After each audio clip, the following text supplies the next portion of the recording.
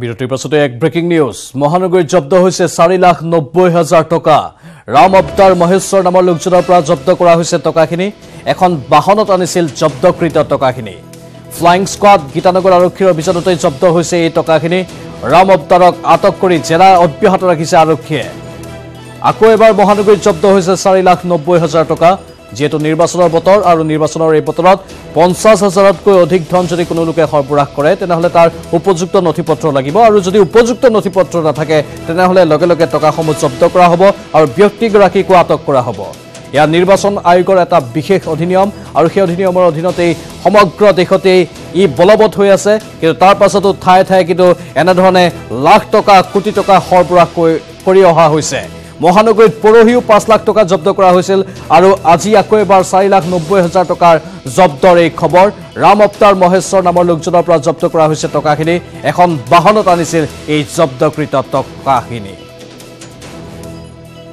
আনফালে নিৰ্বাচনৰ পূৰ্বে ৰাজ্যৰ ভিন্ন ঠাইত প্ৰতিদিনে উদ্ধাৰ হৈছে লাখ লাখ টকা আৰক্ষী আৰু ফ্লাইং স্কোৱাডৰ অভিযানত উদ্ধাৰ হৈছে বৃহৎ পৰিমাণৰ টকা শুকুৰবাৰে কৰিমগঞ্জত এছএছটি ফ্লাইং স্কোৱাড আৰু আৰক্ষীৰ অভিযানত জব্দ হ'ল 4,15,000 টকা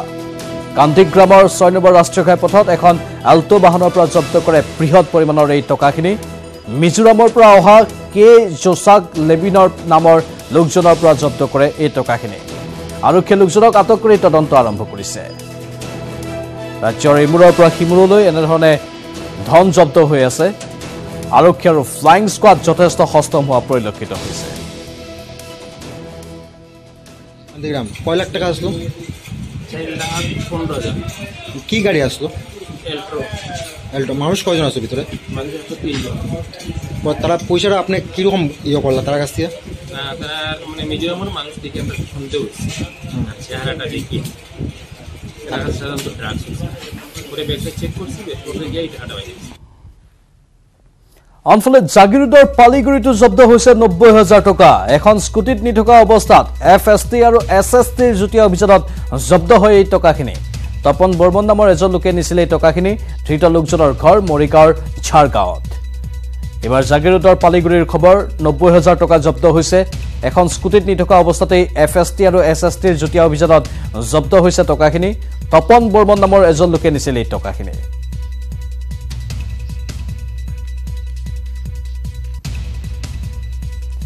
আনফালে লোকসভা নিৰ্বাচনৰ প্ৰাক মুহূৰ্তত ধনৰ উজান উঠিছে ৰাজ্যত বিগত কিছুদিনত কোটিৰ ঘৰত ধন জব্দ হোৱাৰ পিছত শুকুৰবাৰে শোণিতপুৰৰ বিহগুৰিত জব্দ হ'ল 29 লাখ টকা নিৰ্বাচনী আচৰণ বিধিৰ তদাৰক কৰি থকা এছএছটি আৰু ফ্লাইং স্কোৱাডৰ তালাচীত জব্দ হ'ল ভোজন পৰিমাণৰ এই ধনখিনি শোণিতপুৰ জিলা বিহগুৰি আৰক্ষী চকীৰ অন্তৰ্গত তুমুকিৰ 15 নম্বৰ ৰাষ্ট্ৰীয় ঘাইপথত তালাচী চলাই থকা অৱস্থাতে এছএছটিয়ে এজন মটৰচাইকেল আৰোহীৰ পৰা জব্দ কৰিলে 29 লাখ টকা এছএছটি আৰু ফ্লাইং স্কোৱাডে আটক কৰিলে বাইক চালক অমৰজ্যোতি নাথক ঢেকিয়াজুলিত ঘৰ ধৃত অমৰজ্যোতি নাথৰ মটৰচাইকেলত 29 লাখ টকালৈ ঢেকিয়াজুলিৰ পৰা তেজপুৰ অভিমুখে গৈ আছিল যুৱকজন সম্প্ৰতি ধনৰ উৎস সন্দৰ্ভত অমৰজ্যোতি নাথক জেৰা কৰিছে আৰক্ষীয়ে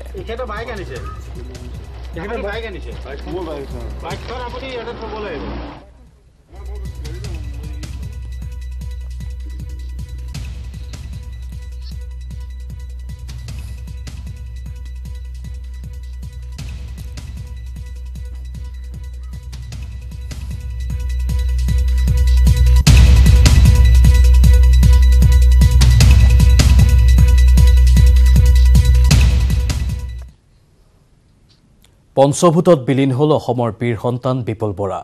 দিখমুখৰ বাসগৃহৰ সমীপতে 21 জাইটো পদ্ধতিৰে শেষ শ্ৰদ্ধাঞ্জলি জনালে বীৰ শ্বহীদগৰাকী ৰাজ্য চৰকাৰৰ হৈ বিধায়ক কুশল দুৱৰী তথা শক্তিমন্ত্ৰী তপন গগৈয়ে বীৰ শ্বহীদলৈ শ্ৰদ্ধাঞ্জলি জ্ঞাপন কৰে শ্বহীদ বিপুল বৰাৰ নশ্বৰ দেহ বাসগৃহলৈ অনাৰ পাছতেই শোকস্তব্ধ হৈ পৰে দিখমুখবাসী বিএছএফৰ শীৰ্ষ বিষয়াৰ লগতে আৰক্ষী প্ৰশাসন তথা স্থানীয় ৰাইজে অশ্ৰুসিক্ত নয়নেৰে অন্তিম শ্ৰদ্ধাঞ্জলি জ্ঞাপন কৰিলে শ্বহীদগৰাকীক শাসকীয় দলৰ নেতা মন্ত্ৰীৰ লগতে শোকসন্তপ্ত পৰিয়ালৰ কাষত থিয় দিলে যোৰহাট লোকসভা সমষ্টিৰ কংগ্ৰেছ প্ৰাৰ্থী সুশান্ত বৰগোহাঁই তথা কংগ্ৰেছ নেত্ৰী অংকিতা দত্তয়ো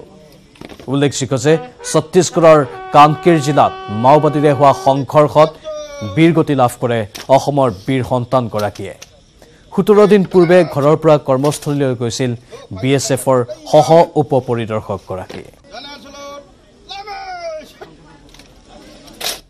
বিপুল বৰা ডাঙৰীয়া আমাৰ এই জনজীৱনৰ লগত সকলো দিশতে খুব সামাজিক এজন লোক আছিল যাৰ কাৰণে তেওঁ আজি এই মৃত্যুত এই দুৰ্ঘটনাত সকলোৱে দুখ প্ৰকাশ কৰি আজি সকলো ৰাইজ দিখৌমুখ অঞ্চল বুলিয়ে নহয় জিলাখনৰ বিভিন্ন প্ৰান্তৰ পৰা মানুহবোৰ আহি ইয়াতে গোট খাইছে আৰু আমি পৰিয়ালক সমবেদনা জনাইছোঁ তেওঁ আত্মাৰ সদ্গতি কামনা কৰিছোঁ অনেক ব্ৰেকিং নিউজ মহানগৰীত জাল নোট সহ এবাৰ গ্ৰেপ্তাৰ হৈছে 3 জন 1,80,000 টকাৰ জাল নোট জব্দ কৰা হৈছে নেহেৰু ষ্টেডিয়ামৰ সমীপত জব্দ হৈছে 100 টকীয়া জাল নোটখিনি ধৃত মতলেব আলী দিলৱাৰ হুছেইন আমিৰ হামজা পল্টন বজাৰ আৰক্ষীয়ে গ্ৰেপ্তাৰ কৰে যুৱক 3 জনক এফালে টকাৰ ওজন উঠিছে নিৰ্বাচনৰ কাৰণে আৰু তাৰ মাজতে জাল নোট সহ গ্ৰেপ্তাৰ হৈছে 3 জন 1,80,000 টকাৰ জাল নোট এবাৰ জব্দ কৰা হৈছে গুৱাহাটীত নেহেৰু ষ্টেডিয়ামৰ সমীপত জব্দ হৈছে 100 টকীয়া জাল নোটখিনি ধৃত মতলেব আলী দিলৱাৰ হুছেইন আমিৰ হামজা পল্টন বজাৰ আৰক্ষীয়ে গ্ৰেপ্তাৰ কৰিছে এই যুৱক 3 জনক